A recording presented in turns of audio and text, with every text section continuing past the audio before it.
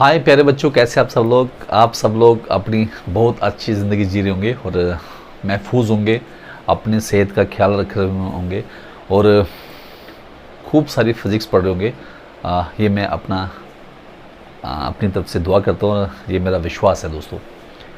आज का हमारा जो एक प्रश्न है, जहाँ आप कह सकते हैं कि क्वेश्चन है, ये हमने देखा है साइंस वर्ल्ड में एक डिक्टम रहता है, सेइंग रहता है कि जैसे हमारे पास politics is the art of all possible, कि राजनीति में सब कुछ हो सकता है ना, आप कोई भी किसी चीज़ को निश्चित नहीं कह सकते। ऐसे वो कहते हैं कि science is the art of all solvable. Science is the art of all solvable mean कि साइंस जो है उसके पास सोल्यूशन है सभी प्रॉब्लम का। तो इस स्टेटमेंट से आप क्या समझते हो? तो मैं आपको इस स्टेटमेंट के बारे में पहले बताता हूँ कि जिस तरह से पॉलिटिक्स में कुछ भी हो सकता है ना, वहाँ कोई किसी का परमानेंट एनिमी, कोई किसी का परमानेंट फ्रेंड नहीं होता। वो इक्वेशंस के अनुसार कि जब आपको किसी समय लेजिस्लेटिव असेंबली में, जब पार्लियामेंट्री असेंबली में गवर्नमेंट को फॉर्म करना है, तो आप किसी भी पार्टी से आए हों, अगर आपके पास नंबर नहीं है तो आप किसी दूसरी पार्टी को भी अपने साथ मिला सकते हो to get the win win situation. और हालांकि ये सही नहीं है, बट इन पॉलिटिक्स में ये चलता है। और ये जो कहने का मेन आधार था कि जैसे रहता है पॉलिटिक्स में कि सब कुछ पॉसिबल है, वैसे ही साइंस में भी ये कहते हैं कि science is the art of all solvable.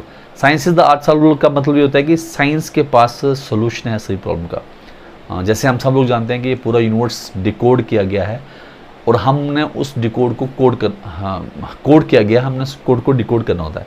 तो जो डिकोडिंग है कोडिंग की, वही सोल्यूशन है। एग्जाम्पल के तौर पे कि दिन रात कैसे बनते हैं, ये कोड है क्या ना, और ये कोड फिजिकल तौर पे भी बड़ा आसान है, लेकिन उसको समझने में हमने काफ़ी समय लगाया, हमने उसको डिकोड कर दिया। तो ऐसे क्यों साइंस में हम लोग सोल्यूशन ले सकते हैं? क्योंकि साइंस का जो पहला मेन फंडा होता है वो ये होता है कि ये काज एंड इफेक्ट थ्योरी में विश्वास करता है।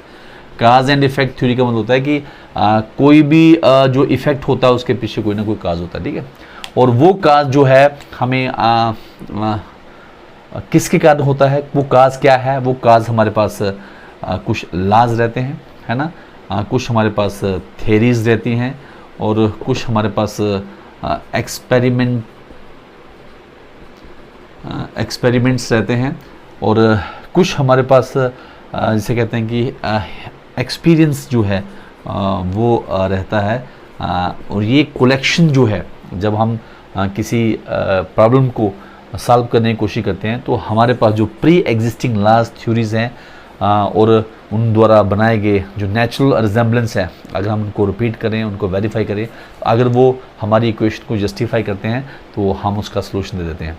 तो साइंस में पहला कंडीशन यही है। मैं आपको फिर पुनः कहता हूँ कि काज एंड इफेक्ट थ्योरी है, हर किसी घटना के पीछे कोई ना कोई इफेक्ट होता है। जैसे हम कभी कोई कहता है कि ये चीज़ अपने आप हुई, अपने आप नहीं हुई होती, उसके पीछे कुछ लॉजिक है ना। वो लॉजिक जो है नेचुरल प्रोसेस भी हो सकती है, ह्यूमन कोडिंग भी हो सकती है। जैसे हम कहते हैं इंटरप्रेटर, जैसे मैं वो बात कर रहा हूँ तो कंप्यूटर स्क्रीन में लिखना स्टार्ट हो जाता है, वो मेरी वॉइस को कन्वर्ट करके उसमें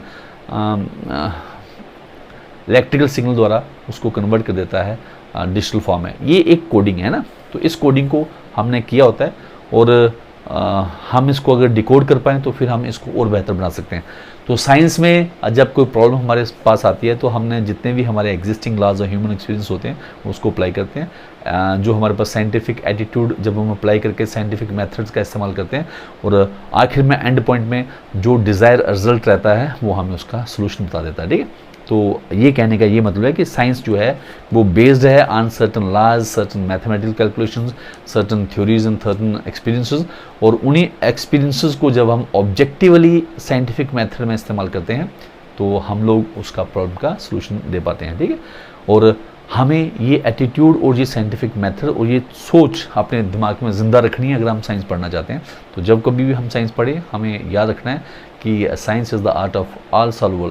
और वो आर्ट आता कहाँ से है? एक्वायर्ड नॉलेज, एग्जिस्टिंग जो हमारे पास कॉर्पस ऑफ नॉलेज है उसका इस्तेमाल करके, ठीक है। Thank you for watching. आपने मुझे ध्यान से सुना।